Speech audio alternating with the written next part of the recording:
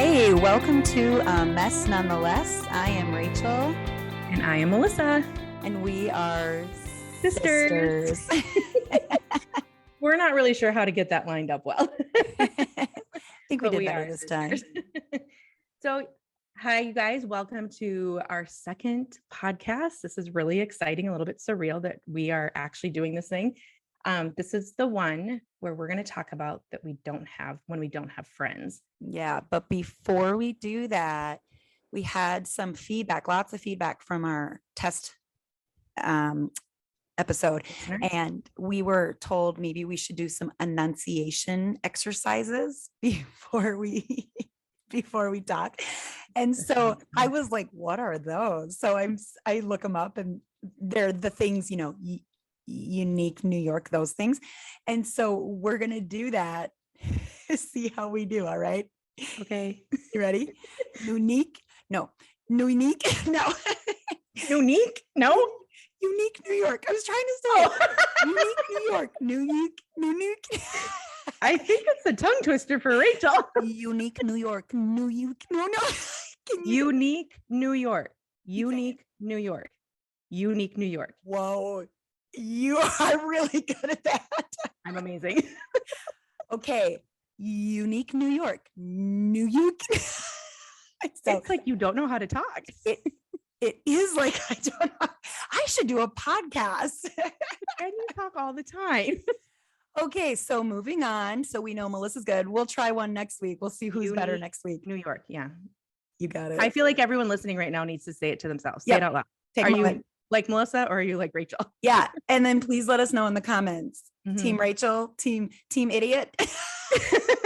Or team also known as Rachel. Success. Also known as Melissa. Thank you. Oh my gosh. Okay. Well, that was fun.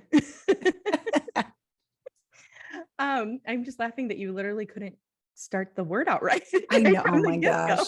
I know. That was embarrassing. All right. We'll see if we continue to do this. I kind of like it. I want to find other tongue twisters. Yeah. Let's maybe try it every time. See how it goes. Okay. All right. So as I said, today we are going to be talking about that time where we maybe don't have friends. Which we did some polls on social media, and this seemed to be a really big one for women. Yeah. So, and I am going to clarify what I think a friend means, because I think we can have a lot of acquaintances. Mm-hmm. I think we can have a lot of, I'm doing quote unquote online friends, which I'm not saying online friends can't be real, because I have some real friends who I met online, but sometimes we just really need people in our everyday life. Mm-hmm. And when I talk about a friend, I'm talking about someone who I can be myself with. I'm talking about someone who I can share the depths of my heart with and also laugh really hard with. And so obviously everyone's going to have a different definition of what friend is. And someone who will challenge you and encourage you, meet you where you're at, but like also point you to be like Jesus. And be the best version of yourself. Right. Yeah. And I want to clarify that, because some people might be like, well, I have a million friends, and maybe those acquaintances are what you consider friends, but I am talking about the ones who really get into the nitty gritty of life with us. And we don't often need or have more than one or two of those, but it can be really lonely when we have nobody.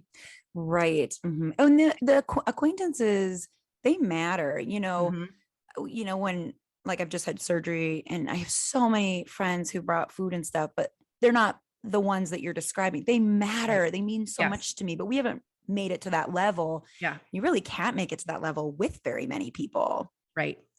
Well, right. Like even Jesus had hundreds and hundreds and hundreds and thousands of followers and friends, but had 12 really close ones. And then three. And then three that were really, really close. Yeah. Right. Like your inner circle, and then your next circle, and then your next circle. So on. Exactly. So I feel like if the God of the universe can only handle three really intense, we don't need to aim for much more than that. Wow. Yes. Thank you for sharing that, because we're not expected to be like better than him. Right. And we're in it. And it takes a lot of intentionality and work to have that kind of friendship. Right. But what happens when people don't have those three close friends? Yeah. Yes, exactly. So I am recalling a time in my life when I had, several little kids. I can't remember exactly how many. more than 2, so at least 3. And my husband was gone all the time. He was an over the road trucker. And I had one really good friend who I was in her everyday life. She was in my everyday life. I thought we had that level of friendship that I just explained. Mhm. And You did have that level of friendship. yes, I agree. Mm-hmm. And it ended kind of overnight and very Right. abruptly, very painfully, very much without I mean, it's been years and I'm not angry or bitter about this. It's just that I still am not even sure what happened. And I'm just Mhm. saying that because that's kind of how unexpectedly it Right. ended. And I was in a time in my life where getting out of the house was a lot of work. Cause like I said, I'm pretty sure I had 3. If I didn't have 3 little ones, I was about to have my 3rd. And I had 3 within 3 years. So I mean, they were all really little. And so getting out for like attending anything was exhausting for me. And so I had to be very Especially when careful. half the year was winter living in Yeah, Minnesota half the year is winter, on which the I limit. love winter, but it still takes a lot of work. And Bill didn't come home most nights because he was over the road. So I had to like keep all my energy to get through Right. bedtime. Mm-hmm. So that just made it harder to get to know people and things like that. And so I was very, very, very lonely. This was before social media was really a thing. Mm-hmm. I don't even think it was a thing.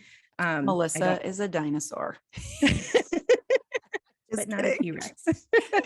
No, I'm a T-Rex because I had surgery and I can't move Yeah. my hand beyond my I wish you beyond could see my her flailing about because she don't look like waist. a I know T-Rex. my one little arm is so stupid. Sorry. Anyways, you were saying. So yeah, so I mean it was a very different time than Yeah. now. So obviously that changes how it is easy to connect or not easy to connect with people. And I just was kind of home all day. I was a photographer, so I worked outside the home, but like mostly on the weekends, and then I edited at home. And so I was just home with my kids, which was obviously a gift and a blessing that I got to be with them, but it was also added to the loneliness. Right. Yeah. And I just remember I was at the point in my life where I had been actively seeking Jesus for probably 7 years. Um, but it was, but everything changed during this period of my life because I suddenly was like, it's kind of me and God. Like, that's it. Mhm. Like, I don't have easy access to anybody else right now. And obviously I was close to my sister, but she was in a very different Season stage of of life, life. Yeah. working full time and didn't have little kids yet. And just lived a very different life simply because of that, just not having kids. Mhm. And I'm close to my mom, but she was working full time. And like, so I just and a lot of my friends or a lot of the people that I was acquaintances with they were in a different stage of life. And that just added to the feeling of that I didn't have any friends. Mhm. And I remember feeling like I'm going to wither away to nothing, or I can find joy in where I'm at. And Mhm. what that looked like is I really started to spend really quality time with God. Like I would spend hours in the morning having a Bible study. Like I would go to a Bible study at church Did you say hours? I would, Yeah, I thought because that's what you said. I would spend hours in my Bible study. I started really diving into the Bible. And I started to realize how interesting Jesus actually was. Like I actually Mhm. really enjoy spending time with him. Yeah. And he became kind of my ride or die. Like I remember, so sometime in this period of my lifetime, Rachel was living in Chicago and I was living in Minnesota. And so I would go and spend time with her. And it was always hard, whenever you're away from Yeah. home, it's just hard to have anything normal. And so I wouldn't spend good time with God when I was away from home, when I was at her house. And I remember come home and I'd be like, oh, I was excited to get back to time with him. Yeah. And I hesitate sharing the story because I think that if you've never had that time with God, it can be very much like, yeah, he's not going to replace my friends. Like that sounds Yeah. ridiculous. I just want in-person Right. friendship. I want someone to have a cup of coffee with or a And you dinner with. wanted that too, I did want that. Yes. right? That was your And desire. and before this point in my life, I never would have been able to say, you know what? My relationship with God can make me content right now. Like I wouldn't Mhm. have. I would have been like, yeah, no, I want just people. Like I just Right. want actual tangible people. And but it just seemed to be a non-option at that point in my life. And it didn't last forever. Right. Maybe a year, maybe 2 years. I don't remember exactly, but which obviously sounds like a long time, but we know that a year or two can go by really fast. but it really changed the rest of my life because first of all, then when friends started coming into my life in a more significant way, I appreciated them in a way that I don't know that I ever did before, because I was like, wow, I went a long time without you. And I'm so happy Yeah. you're here. I really need you. Yep.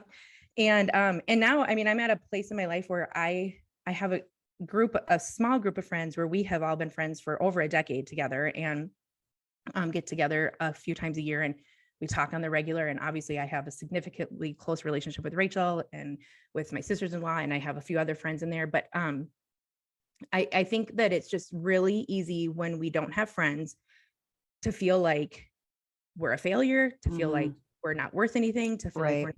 not valuable, to feel like we are not interesting, we're not funny, we're all these things. And you guys, I am going to say that that did not at all represent who I was, because I'm amazing. Okay, maybe not, but I know that that was not She's why. not wrong, but it's not necessary for her to say so. Well, I just needed to make it clear. So if you're in a place where you don't have friends, you just need to look in the mirror and say, you're amazing. That's right.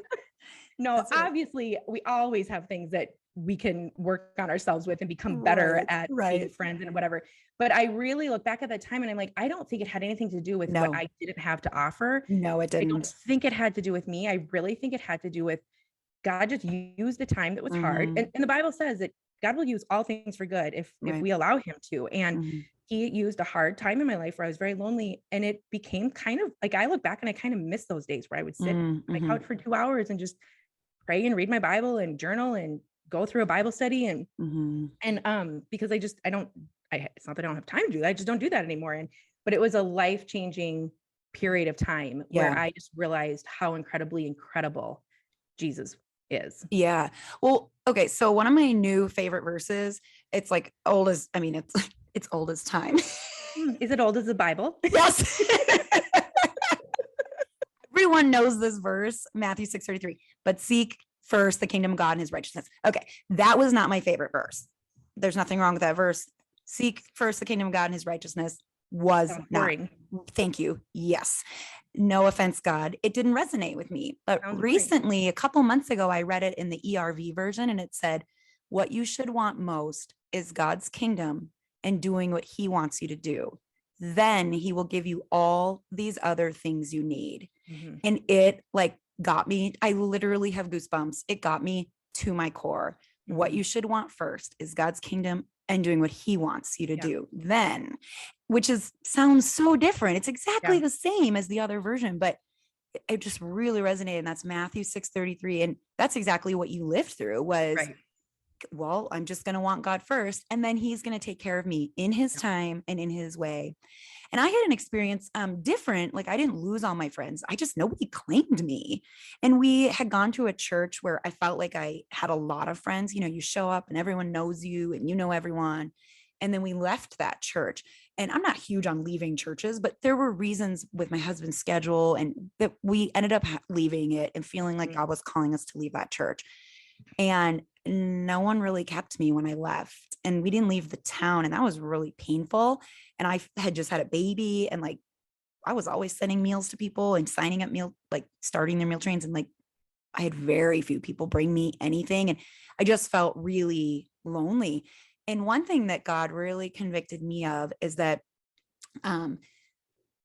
when we are lonely and we need friends, he designed us for community. Like that's biblical. That desire is not wrong. I think what you went through, and I think a lot of us have been there, it's beautiful, right? You needed that season and I've been there, but that's not like, well, I'll just be here for the rest of my life, because community is God's idea. And he wants us, there's so many great verses, like in Galatians, it talks about carrying each other's burdens. And in this way, you're going to fulfill the law of Christ. And in James, confess your sins to one another, pray for one another, get together where two or more are gathered. That's better than one, and Proverbs, as iron sharpens iron, we are meant to be these things to one another and be in fellowship. So that's biblical. And it's something that is God puts on our heart. And I think we're really born with that need to be in community. So it's not a bad desire at all. And I think Jesus was a complete example of that. He was Exactly. Yes. always in community. And like we already said, Yes. he had a big group of close friends and then a small group of really close friends. So I agree Right. that was modeled out And he by him. took time to spend alone with God and alone in prayer. But like, yeah, he was always surrounded by community. And so it's something that I think we can learn from your example 100%. Oh my gosh. But Yep. then I want to encourage you never to just stay there. Keep asking God, please bring me the people that you want me to have in my life for my sake, for their sake. And so I was in that position. And, I really just felt convicted that God was like, you're just waiting for someone to claim you. But like, don't you think other women feel the same way? They're just waiting too. And God gave me the personality to start a group, right? Like a lot of women just don't have that confidence. They don't have that personality.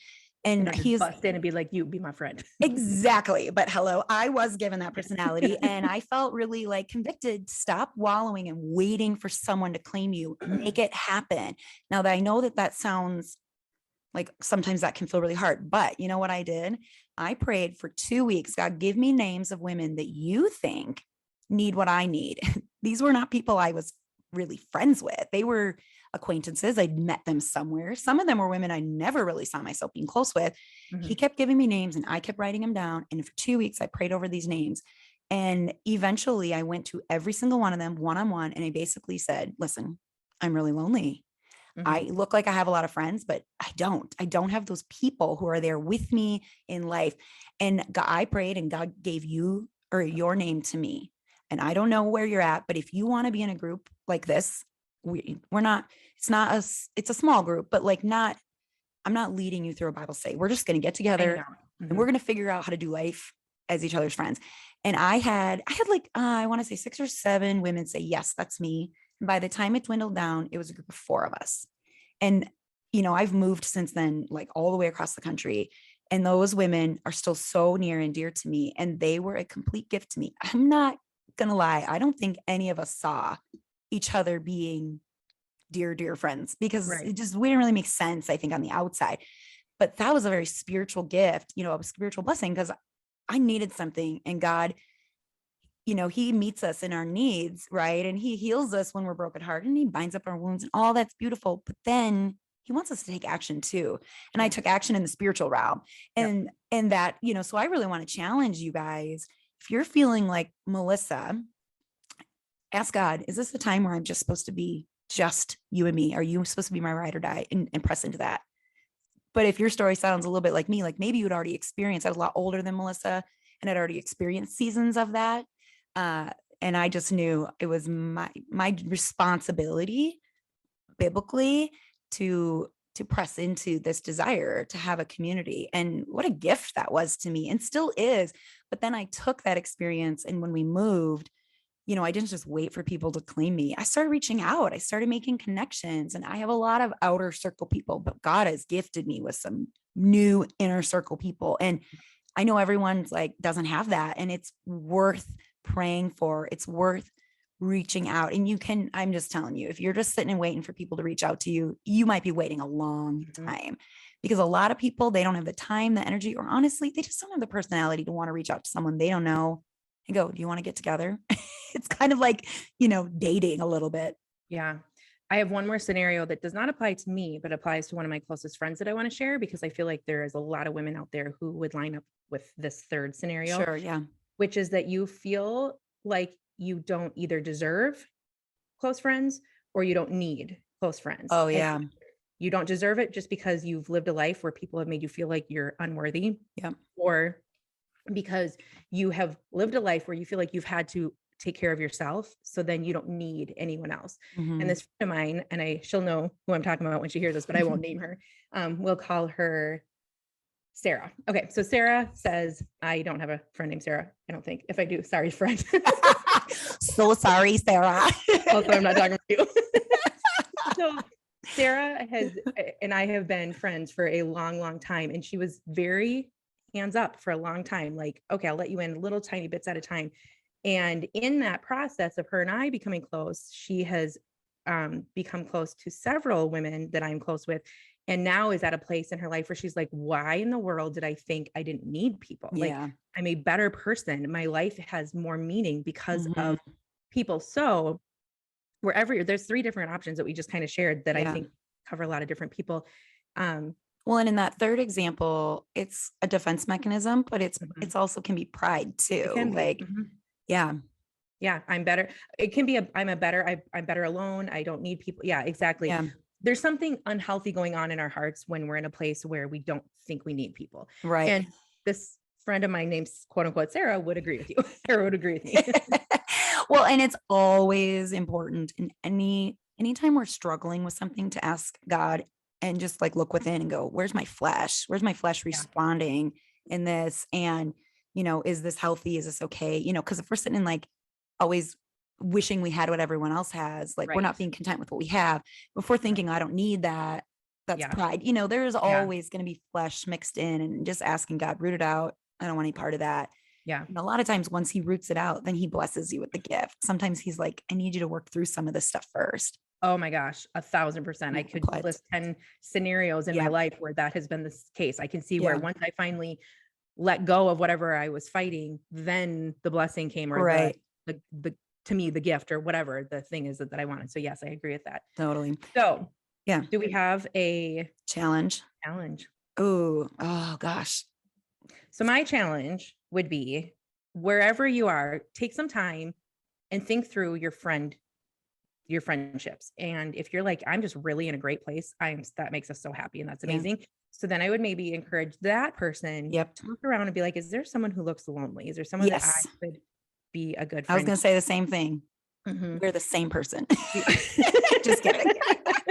God help us. There's 2 of us. God help everyone else. They're choosing to be here listening to us. So. And then if you're not that person who has friends, if you are any of the other categories, I would encourage you, like Rachel said, there's always something going on within us that can there's something that we can work on. Is it being content where we're at and just spending time with God? Is it being willing to be brave and step out? Is it our pride or our self-worth, and just spend some time thinking about that, so that even why your friendship looks or doesn't look the way that you would love for it to. And bring it to God. What do you have for me here? Always ask that question. Always. What do you have for me here?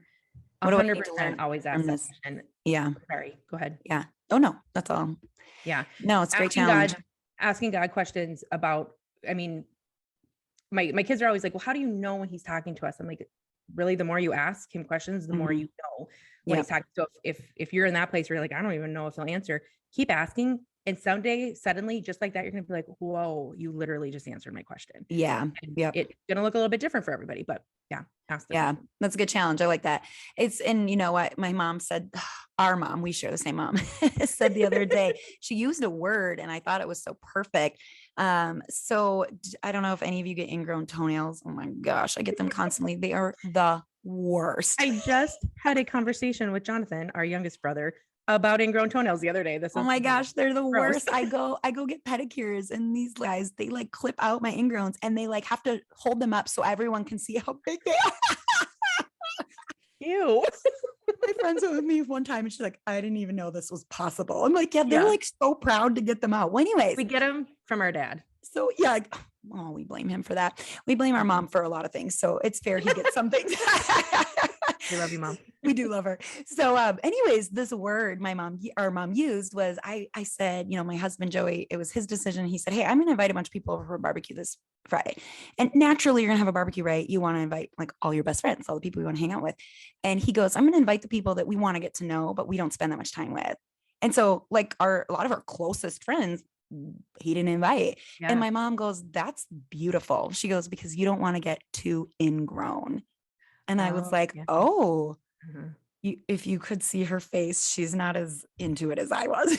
No, I'm thinking of the visual of an ingrown toenail and how gross that is. And you're right. We don't want to get we don't want other people to be on the outside just lonely. Yeah. And it's like, we have our people. So we're all taken care of. Yeah. And it's like, anyway, so I liked that. I love that example. I love that word, and just reach out. I know it's busy. I know life is, but ask God for opportunities to reach out to new people, or if you're in the situation where you're great, to people who look like they could use some friends, or ask God. He'll give you a sense of who needs friends or whatever. Right. I agree. So like my example. Okay, well, we should wrap this up. This is probably long. should. So, but I think before we go, it's really important that we take some time to try out again unique New York. I've been Well, thinking about it in my head. No, I the already whole can't. time. Unique New York, unique New York, unique New York, unique New York. Oh my gosh. 3 times, 4 times in a row. You did it. Okay. Welcome to my side. And now I'm team awesome as well.